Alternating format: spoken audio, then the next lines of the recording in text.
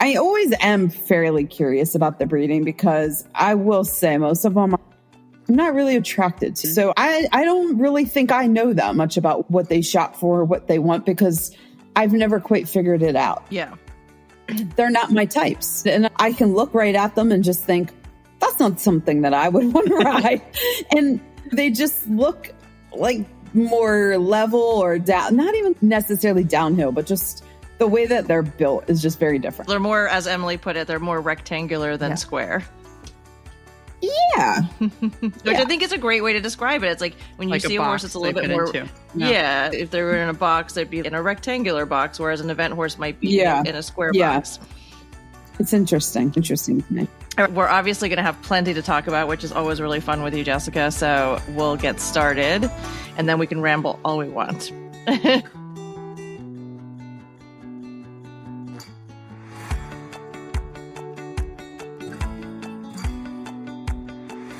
Hi, and welcome to the next episode of OTTB on Tap. I'm Neve. And I'm Emily. Hey, Neve, what's on tap today? Today, we're checking in with Jessica Redman of Benchmark Sporthorses. Wonderful. We love picking Jessica's brain about everything OTTB. And as one of, if not the top reseller in the United States of OTTBs, we really value her lending her time and expertise to us. For previous episodes with Jessica, you can take a look at episode number 5, where we talk about how to be a great buyer. Episode 8, where Jessica talks through her assessment process and how to approach that first post-track ride.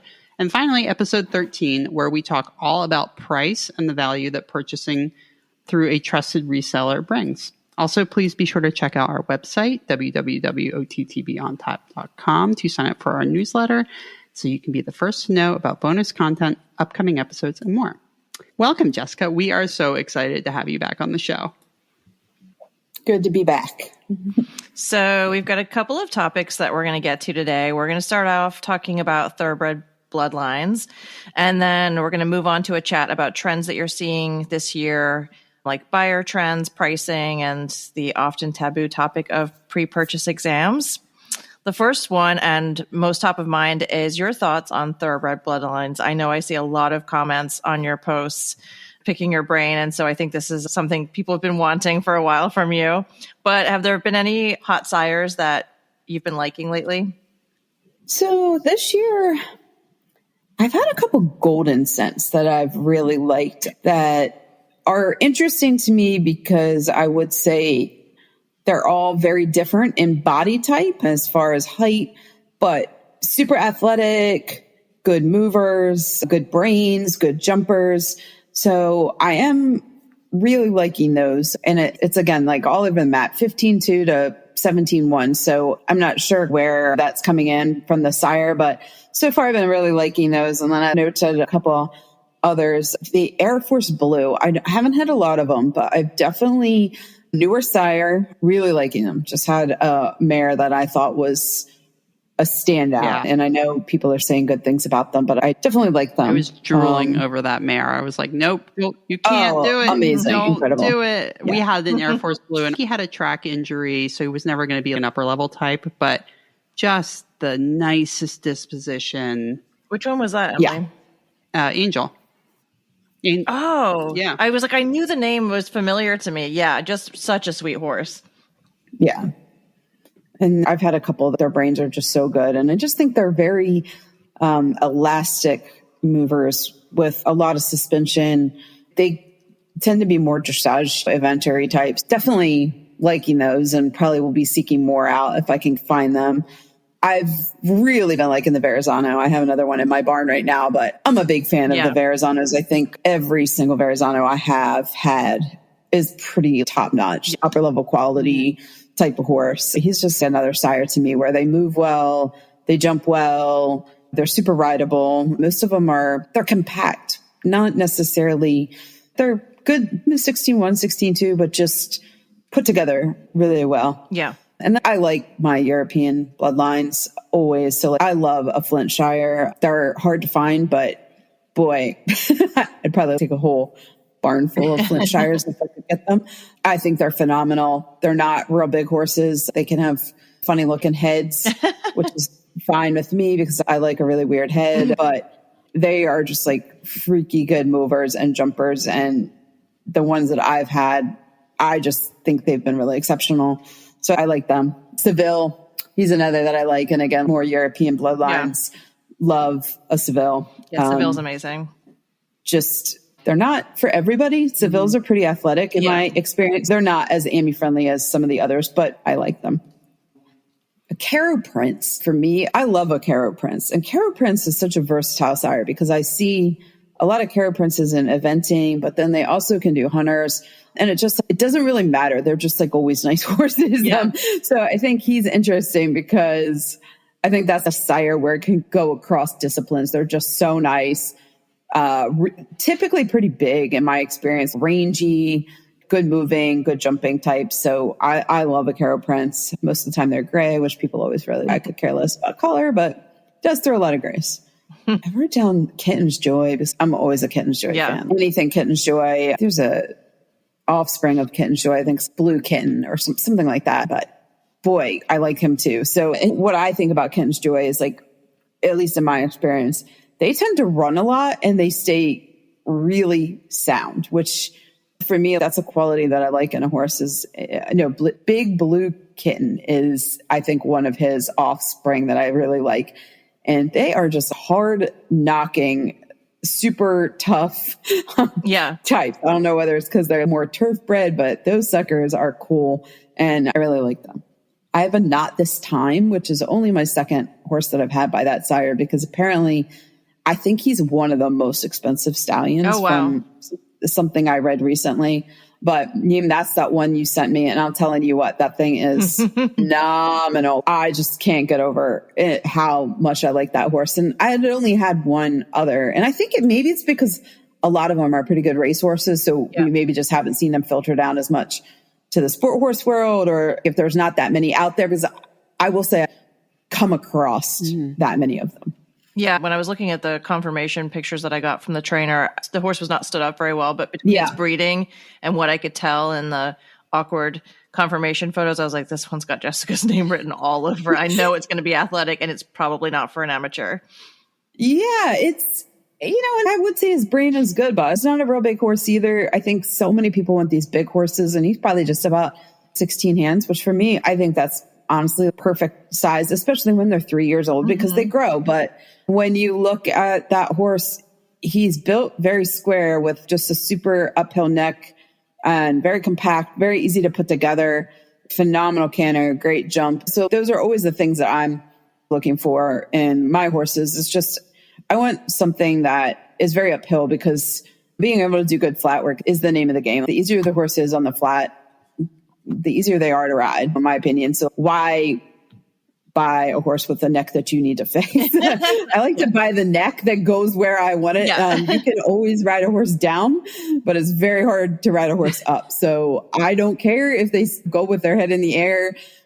We can teach them to go down. Like, it can be too uphill. That's fine. There's no such thing as too uphill in my book. That's just not a thing. That's what I look for. That's where my eye goes. And horses that have that really phenomenal hind leg, because the hind leg, if they got a good hind leg, like the shoulder always comes, like the front end will catch up. But I look more for the horse that can really sit down and create that good canter. Yeah. So those are just some of the sires. I have a million, but those are what I'm liking, I think, right now. When we were talking in our OTTB on Tap Evaluates episode, Emily and I just kept talking about the hind leg. And I think one of the most common things that you see with horses that come off the track, especially if they've run a lot, and it's because of the way that they run at the track, is a restriction in their shoulder. So while they could, standing still, there's a good shoulder movement in there, that takes quite a while to come forward. And I think when you already have the good hind leg, it allows the horse to free up its shoulder in a much more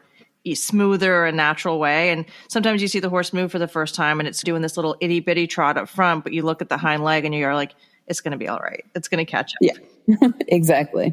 And it is really cool too, when you see them finally loosen up that shoulder, and when they start learning how to jump and things like that, being able to rotate that shoulder and stretch more forward with their front step and everything like that. It's pretty cool to see, but it would actually be really fun to have you on as a guest for one of our OTTB Evaluates episodes, maybe. Yeah, I love looking at confos, because I think when you look at horses stood up at the track, it's really hard. And I think people often don't appreciate how difficult it is to evaluate a horse standing on a confirmation picture that you get from the track. You have to have a bit of an imagination. And I also think that's where knowledge of bloodlines really comes in handy, because a lot of times I'm just like, it's going to be nice. I don't need to like know based off this picture, like it's a horrible picture, but this horse is going to be good because I just know based on its breeding. But that takes a long time to get that. It does. Like comfort level, and just having had so many horses that I feel so strongly about certain bloodlines. I have this horse in right now, and it's by a sire called San Pablo, which I don't even know where this horse stands. It's very obscure. This is, I think, the fourth one I've had. These horses are freaks. I don't know anything about the stallion, but I bought one and then I ended up getting two more, and now this is my fourth. And if Sporthorse people knew about the stallion, I'm telling you, these things are just unbelievable. And you see them move and you just stand back and you're like, oh my God.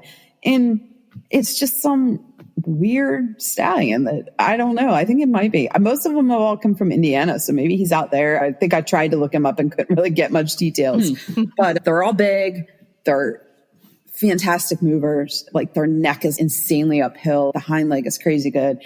And again, I just think people, unless you knew, you would be like, what is that? Because nobody knows who that sire is. But if you look at the lines, it's beautiful. You're like, wow, who wouldn't want to buy that? But it's just experience, because now I'm on my fourth one. And if I see that pop up, I want it. And if this horse was on Facebook somewhere in one of the groups, and they wanted $5,000 for it. And I messaged them and I said, hey, I really like the looks of this horse. Send me some video. And so I waited a bit, and then the price came down. And then I was like, okay, now he's mine.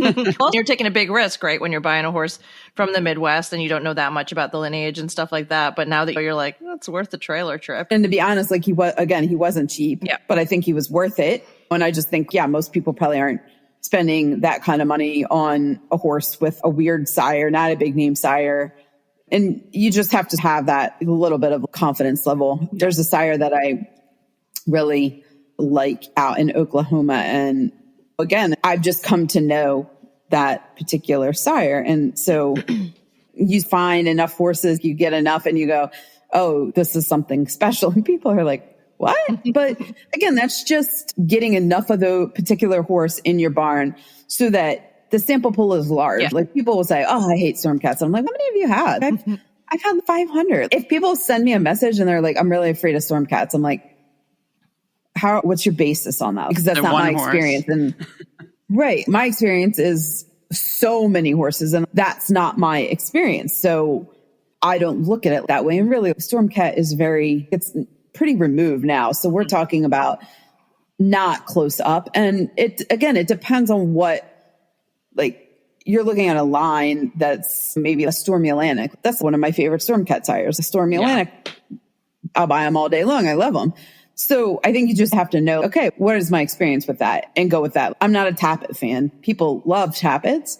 I haven't had good success with them. Yeah. Some people have. I actually try to stay away from them, because whether they just don't like me or what I'm like, I've done, and none of them I really particularly like. Yeah. And so it's just the work ethic. They're beautiful horses. I actually had a little note here with some follow-up things I wanted to ask you, and specifically asking because of a horse that I know who's absolutely gorgeous, the thing that everybody wants, and has zero work ethic. And I think it's interesting. I was going to ask you if you had found any particular sires or lineage, like trends where the horses were just not that fun to work with in terms of their work ethic.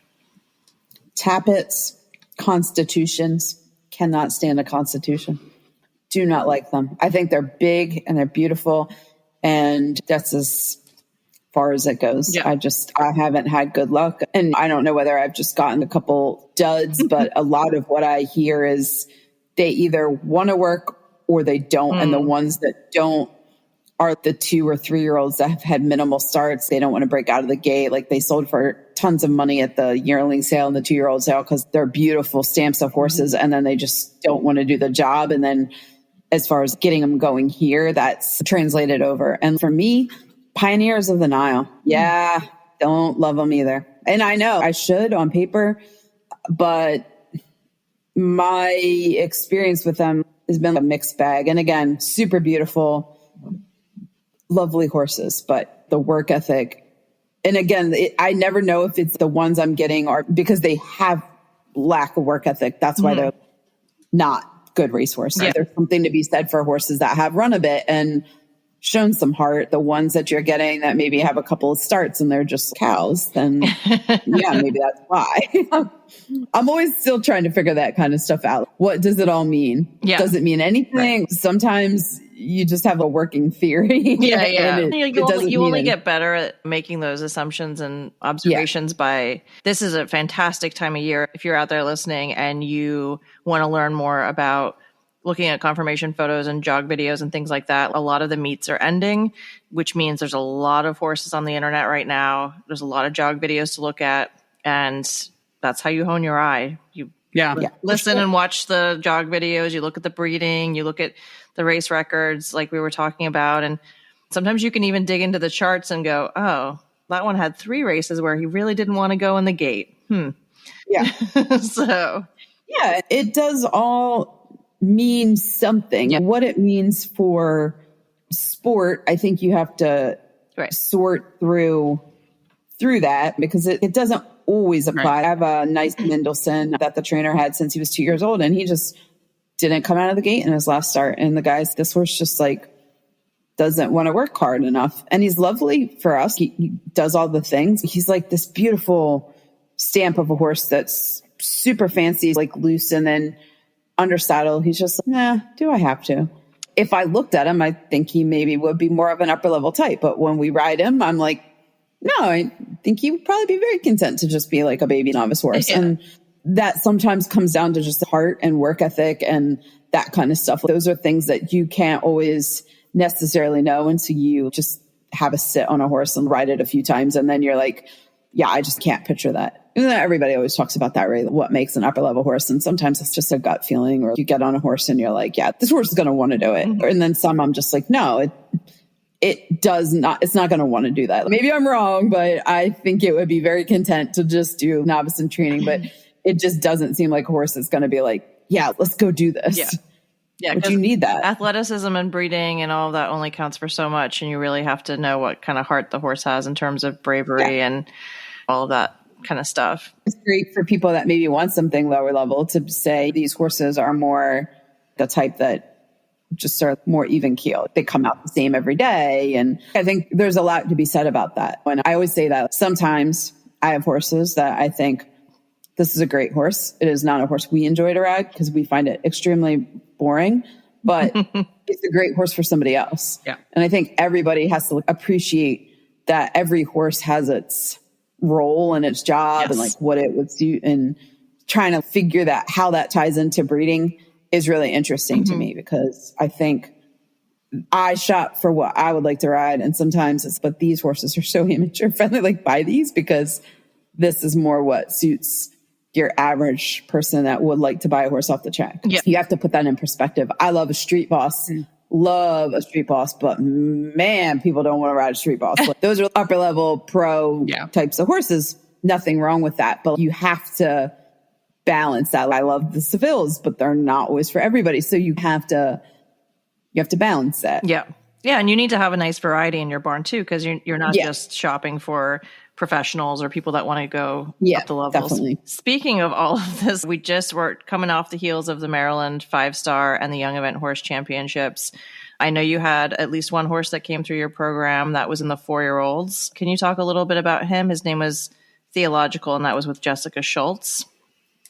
Yes, he is just this phenomenal stamp of a horse. Truly. And again, that sire, Bali, I think is how you would say it. A very interesting sire. I've had maybe 4 or 5 of them. I like them all, but they are all vastly different in shape, size, and athletic ability, which I think makes it interesting because I've probably had 2 that I thought were really special upper level types. And then the rest I thought were nice lower level types. I think that makes it interesting. But this horse, when he came in to me, it was a little bit of a nightmare situation. He had been freshly castrated and ended up getting an infection. Oh, Didn't really show up immediately because he had been castrated before he ever came to me, and everything looked fine. And somebody had put a deposit on him, scheduled a PPE, and probably the day or two before the PPE, I was like, we just don't the way this castration site feels, because castrations take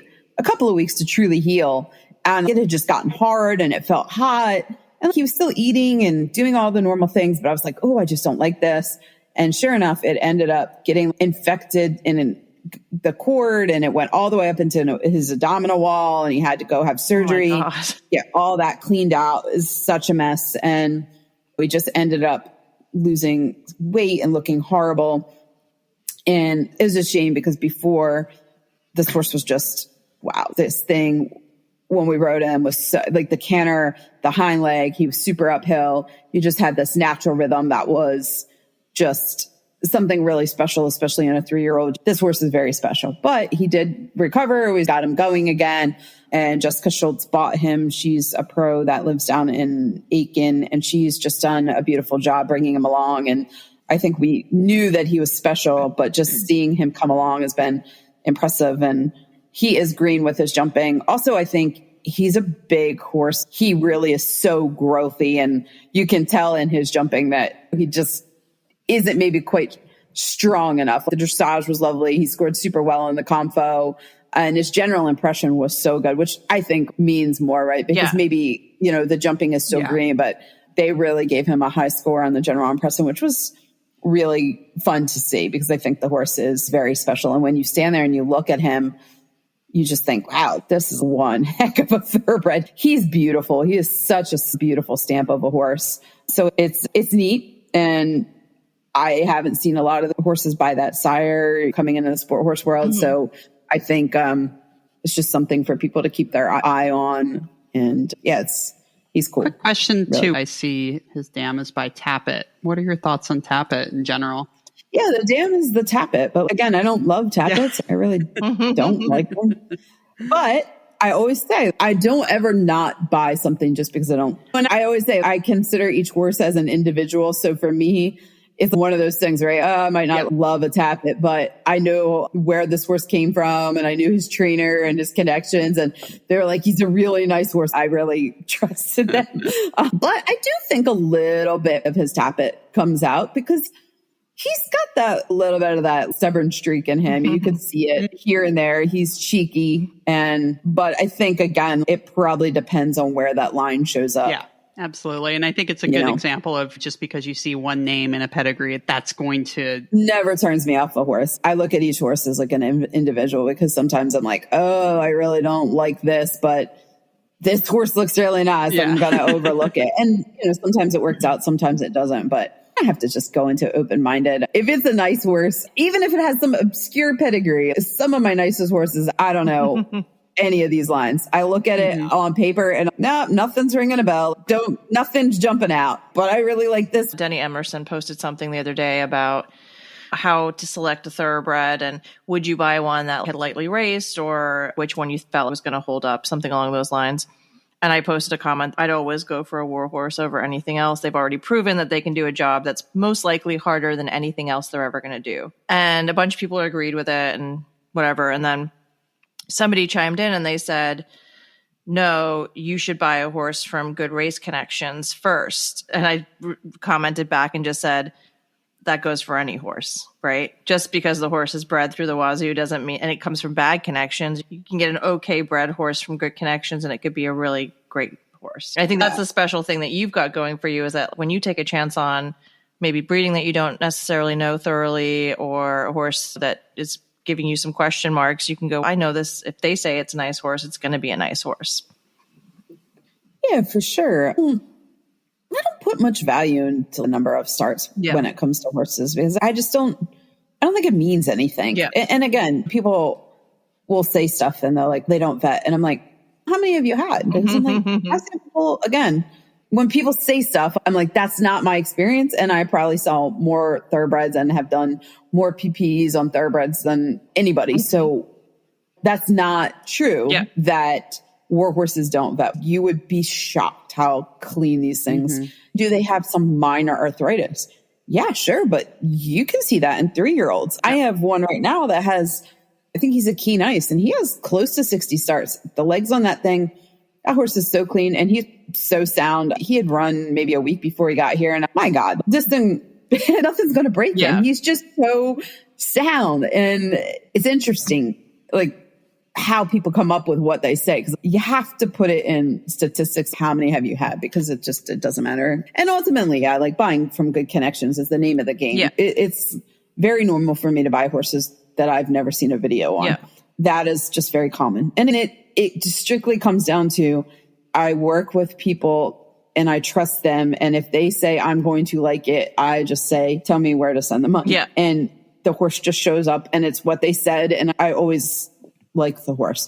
So that's not something that a lot of people are comfortable with. I understand that. Obviously, that kind of shopping is not for everybody. I have a horse in my barn right now, the 17 3-hand horse. I realized when he got here that I had never seen him move. I had no idea how he moved.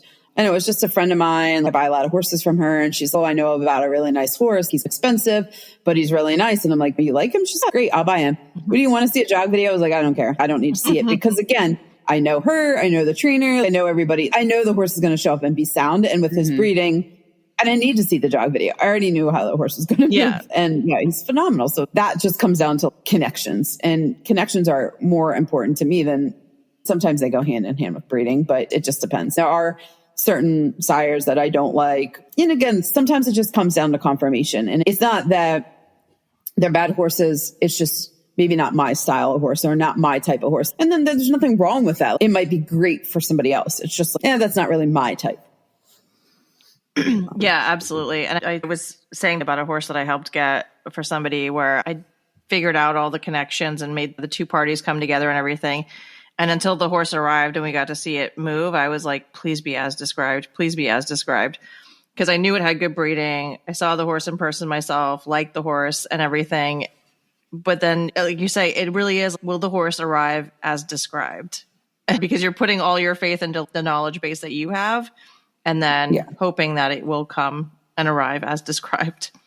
Yeah, we talk about it all the time. We were just talking about it today. With the prices being so high, it's the risk level that you are willing to take it's greater and greater because the prices are so much more. And yeah. And if you get burned, you're losing a lot of money. We have so much at stake. What if the horse arrives and it cribs or it stall walks or it has something undisclosed vetting?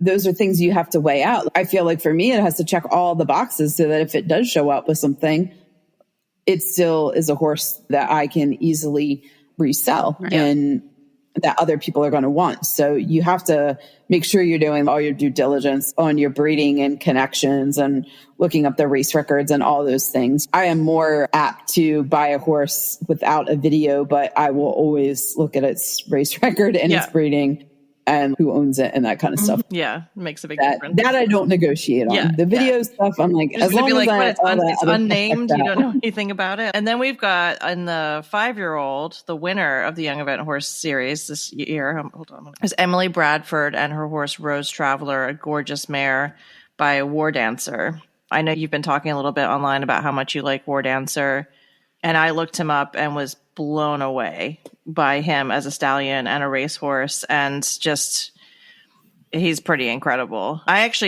His name didn't ring a bell to me, and obviously I was like, oh, he's probably a war front, which he is.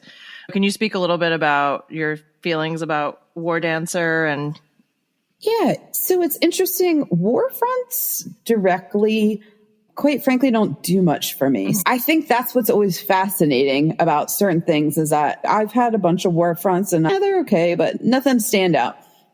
But the War Dancers are just a completely different story. And I've had 4 and they like just ridiculously nice horses. I'm talking the types that when I've gotten them, we didn't even need to ride them because their free videos were just so unbelievable. Yeah. Every single one of them. That's how nice they move. It's the trot, it's the canter, it's the hind leg, it's the conformation, the way they're put together, all of it. You see them and you just think, wow, this is a special horse. I had a really nice War Dancer mare that I got from Monmouth, and it was just funny because they weren't like that excited about her, which was fine. They probably had no idea for a racehorse. They were just like, oh, she really isn't anything. And then she got here and I'm thinking, holy crap, this thing is unbelievable. I'm so excited. And they were probably like, you're nuts. Right. Oh my God, this horse is so nice. But they really are. And I've got 2 of them were completely full brothers. They are doing the jumpers, which I find interesting. They could have evented as well, but just super SAMHSA horses. So yeah, it's definitely a line that I think people should keep their eye out for. I don't stumble across a lot of them. I tried to buy one at Finger Lakes last year and didn't get it done, but I was sad because I tried really hard. It's interesting. Like I find I'm weird, so that's fine. I completely acknowledge that I'm super weird. Kind of how you were talking about watching jog videos. So sometimes the horse's name is up and I'll watch the video. I almost challenge myself to figure out like what the breeding is on the horse, because if you get really good, you can start to pick it out. Yeah. And you don't always know, but you're like, damn, I like that horse. And then you look up the breeding and you're like, oh, I should have known. Of course it's this.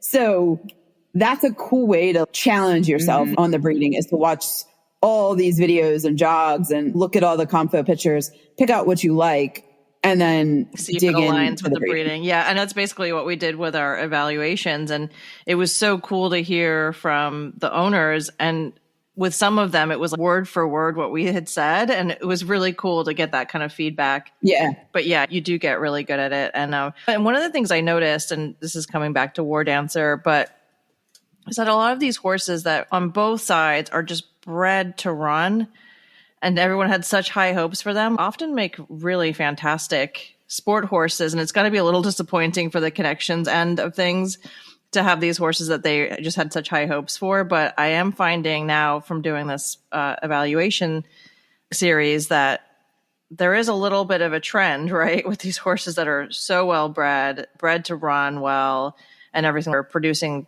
extremely nice sport horses. I don't think that's an accident. Yeah, I do find it interesting. Yeah, you think, I guess it should have been a good racehorse, but it's a really nice sport horse. And I'm just a big believer in that. For me, thoroughbred breeding is as important as warm blood breeding. If you get good at it and you can identify what makes a good thoroughbred sport horse, you will succeed and you will pick out nice horses. So it's something worth learning and honing your eye for and just studying, because I think there's a lot to be learned and picked up from that, just like in terms of what horses. And it's, for me, look at the horses that are running like prelim above, look at horses that are steeple chasing. What are those bloodlines? What are you seeing? For me, turf horses, distance horses, steeplechase horses, a lot of those lines are more lines that I pick out, obviously, because this is the kind of horse that I'm trying to buy. I look to see what it is like they're buying and then take that. And then of course, like you have to challenge yourself with the new sires that are coming out and try to figure out, okay, like how are those going to come into play? Yeah. Because there's some newer sires that you might not really know what they're producing. So you'd have to look back and go, okay, here's this. And then here's the formality. And I think also when you think about how these really great racehorses are bred, they're breeding out parts of the pedigree that they don't want. So when you look back at some of these really expensive studs and you look through their lineage, it's like, oh, maybe they've eliminated the Northern Dancer completely out of the lineage. And maybe they'll pair that with a mare that has a little bit of it. So they're being really particular about how they're trying to change. It's almost like a well-bred dog or anything else that you're trying to improve the conformation, the balance, but also preserve the legacy down the line of the pedigree. And I think that shows up in the sport horse then, is that the quality has been really carefully curated along the way. Yeah, I think too, certain sires are slower to mature. And I think that's something like in racing that is not always beneficial to the racing. But if you have patience as sport horses, it really doesn't matter. So you have to look at that too. Oh, maybe this horse didn't really run very good as a 3-year-old, but if they maybe had just waited a year, it would have been a super nice horse. So those are fun things to look at. Like a lot of the unbridled lines, those horses are really big. A lot of these horses, they just don't run well early because they're big, giant type of horses. Some of these 3-year-olds I'm getting in are 16.2, 16.3, 17 hands. And that's a big 3-year-old. Like how did that thing ever run? they're not remotely done growing. And I get it. Time is money in the racing industry. So yeah. Again, some of those lines that maybe are more like the distance horses, a little bit of patience goes a long way, but they don't always have that patience. So sometimes that's why you're going to see them coming on the market, because especially the horses out in Kentucky, the higher bred horses that are maybe with some of these top connections, they've got 10 horses behind that horse. So they don't need to keep going, which is why a lot of my horses come from Midwest Kentucky area. It's harder to shop in the Mid-Atlantic. The horses run a lot more, and it's just hard. I think it's harder to find horses here. Everybody does it different. It's harder for me. You probably have more local competition too, that aren't trying to ship horses halfway across the country, especially with shipping prices these days. So that might play into it a bit too. Yeah. The soundness levels sometimes for me, like I don't buy a lot of horses that I see because I just don't think that they're going to vet well enough for my program. And that a lot of times it's because if you look at horses that are maybe in these higher level barns, they're going to stop way early because they don't need to keep running them. They're just not, it's just a different way of doing things. So you have to really look at that kind of thing and say, okay, I can get this horse over here that's run 12 times, or this horse who's run 40 times. And the number of starts isn't really what matters, but a lot of the times this one that ran 40 sometimes has been running twice a month and it's joint sore and it needs time. And this one over here just is looking phenomenal. It's jogging like it's on springs. You got to weigh that stuff out. I have to. Yeah, that's a really good point about the number of starts. It's not just going back to the connections. It's not just the number, but it's the quality, it's where they ran, how they were cared for in between, and the frequent. Did the Midwest horse get winters off because the track closes? Absolutely. You know? And I will always be a believer. People think I'm nuts telling you what. The way the horses are shod in the Midwest, completely different than here. Really? So much better. Interesting. Oh, wow. So much better. More upright, shorter toes, more upright heels. It is pretty much horses that come in from Indiana, Kentucky, typically always have good feet. The way that they're shod. And I don't think it's the quality of the foot. It's just the angles. Like better farriers mean these horses are getting shod better, more. And that goes so far, because it's just a lot of times when you get horses that are so foot sore, it just affects the whole body. Yeah. You know, a lot of times I think the harsh reality is it takes a year for those feet to really get, if they haven't been properly cared for and they're running with long toes and underrun heels, it takes a really long time to correct that. So you're already starting way ahead if you have that good hoof and farrier care. How do we change that? Yeah, I think a lot of people like to use the stereotype that thoroughbreds have bad feet, and it's no, they don't have bad feet. They were trimmed and shod in a way that was for one job in particular, unlike a warm blood that was destined to be just a riding horse, and it was shod in that way. So I think when you put that into perspective, you go, oh, okay, that makes sense. Then it has to transition. So many of those factors just go into when you look at horses and decide on if you're weighing out. Those are just things that I'm thinking about and looking at. And because it's all, obviously we got to transition them and you're going to have things to work on, but just starting with the right foundation is pretty important. Yeah, absolutely. Talking a little bit more about the Maryland 5-star. So we talked about the young event horse, which it's amazing to see thoroughbreds at the top of the 5-year-old and doing really, really well in the 4-year-olds. And then when we look at the results of the 5-star, which is a bit controversial, is there were, I believe, 24 starters, 4 of which I believe were thoroughbreds, and 2 thoroughbreds completed out of the 8 finishers and ended up 4th and 6th. So it's one competition. It's hard to really say if that's the proof in the pudding, but I'm hopeful that this will continue the trend that we're seeing of the importance of the thoroughbred blood in the upper levels of eventing. When we can see those results, that they're also being rewarded in the young event horse. Do you think the way that things are trending? No, unfortunately, I love it. no. Because we're like, come on, I'm the Jessica. optimist here. Yeah. No, I do. I personally, no, I don't see upper level riders buying thoroughbreds. Would I love it? Yes, but it's very rare. And I like to think that I have some really nice standout horses that I absolutely think look like they could be top level horses. But I just think for the most part, people that truly are competing at that level are not buying thoroughbreds.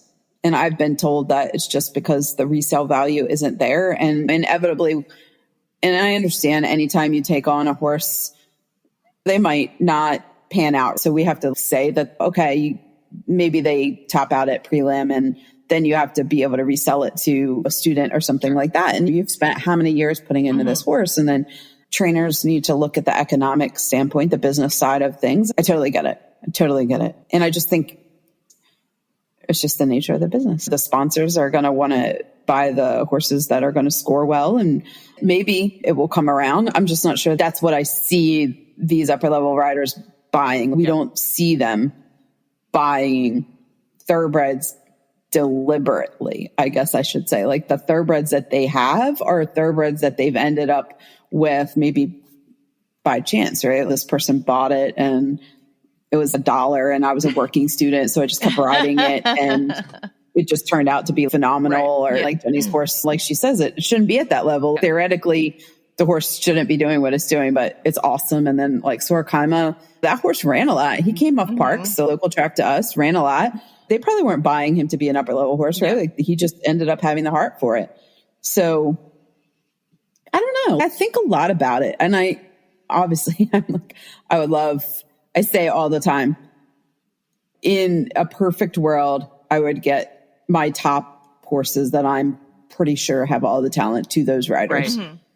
But the reality is that's not ever what happens. Yeah. And I'm sure a lot of that comes down to them finding owners that want to back a thoroughbred. And there's so many factors there, right? Because when you're talking about these 5-star riders that have syndicates and owners, there's a business aspect to it as well. Yeah. And I think that makes it especially challenging. I like to think that obviously I'm the most passionate person about thoroughbreds. I love what I do, but I just think people say, oh, the tide's changing. I'm like, no, it's not. My buyers are not upper level riders. Yeah. I have some horses that I'm like, this horse should be going to an upper level rider. And maybe it's my fault for not making those connections, but when you have those horses that are your top horses, you're going to price them at upper 4s, low 5s, because that's what I have to do from my business perspective. Is I have to say this thoroughbred is really a standout thoroughbred, and I think it's worth this.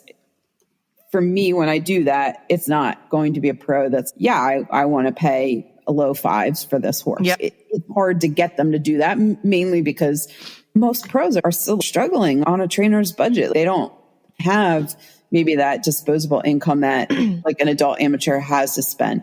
And there's lots of super good riding adult amateurs that are riding at the upper levels. So I think, again, like you just have to go where that customer is. Yeah. People say, oh, reach out to Boyd and he likes thoroughbreds. I'm like, he does, but if he wanted to buy them, he would buy them, right? He knows where they are. I don't know. It's like he's 2 hours away. Yeah. No. And I'm gonna be like quite frank, is that most of them, in my experience, they like all want to come sit on them, and they don't know how this process works anymore. They don't get it.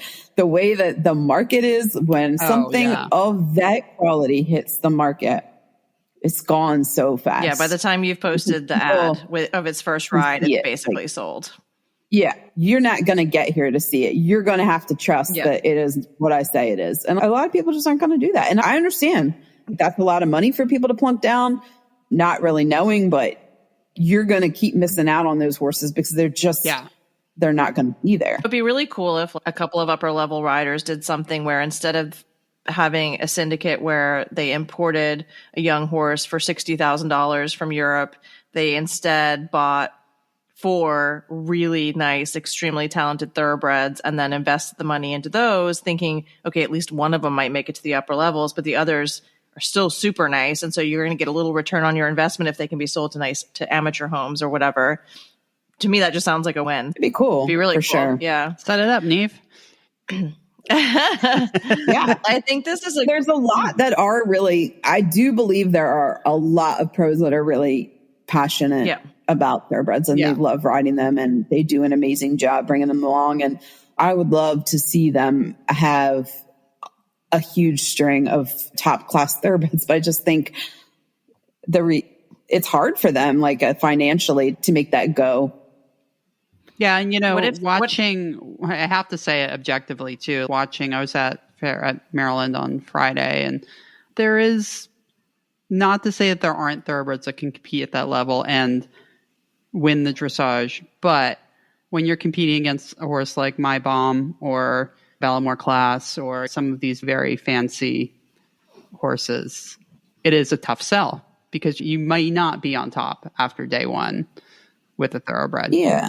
You have to have that insane talent, but also the rideability and the ability to get the relaxation. So those are qualities that I really value because I think, you have to have the talent, but you also have the rideability and the ability to get the horse relaxed enough in the dressage to score well, to get that level of expression that it takes to score well. So and then, of course, to have a good enough canner to keep the rails up and all that good stuff. Yeah. So it's the whole thing. It's fun to study. And obviously, I'm hoping that we keep bringing along really good Thoroughbreds. And obviously, I think a lot of these events have shown that these events are favoring Thoroughbreds on the cross country day because, boy, you watched them come up that hill at the 5-star and the Thoroughbreds were like, yep, I'm good. Right. They caught their breath. They're ready to go. Like, oh, I need to take a smoke break. Please.